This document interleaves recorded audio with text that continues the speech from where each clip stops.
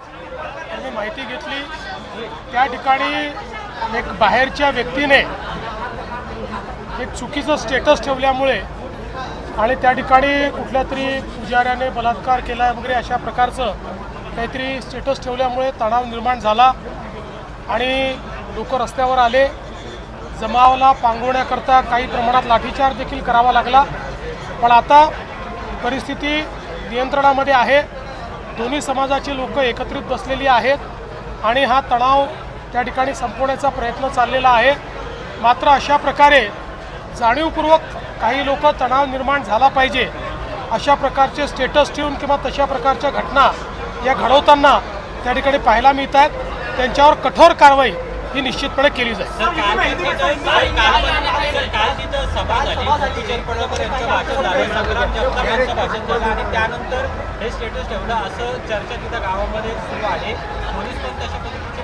असं आहे, मला एक सांगा की सभा झाल्यानंतर असं स्टेटस ठेवण्याची मुभा दिली आहे का कोणाला?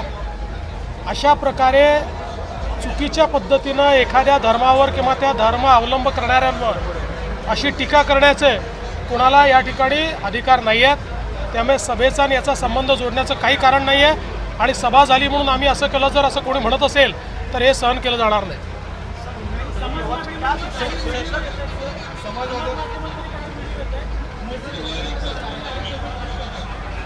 असं आहे की आता त्या ठिकाणी शांतता आहे।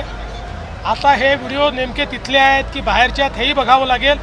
अनेक वेळा अशा परिस्थितीमध्ये आपण मागे देखील पाहिलं, डॉक्टर्ड व्हिडिओ, बाहेरचे व्हिडिओज हे देखील दाखवले जातात, प्रेसिपिटेट करण्याचा प्रयत्न केला जातो।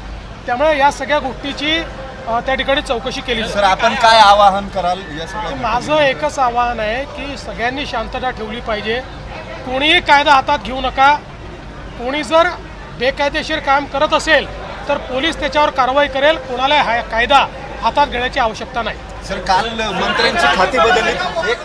तर आपण पाहतोय मुख्यमंत्री देवेंद्र फडणवीस दौंड इथल्या यवतमध्ये झालेल्या हिंसाचार प्रकरणी या तणावपूर्ण परिस्थितीविषयी बोलत होते। तसंच कोणत्याही प्रकारची जिहाद किंवा कोणत्याही प्रकारचा दहशतवाद सहन केला जाणार नाही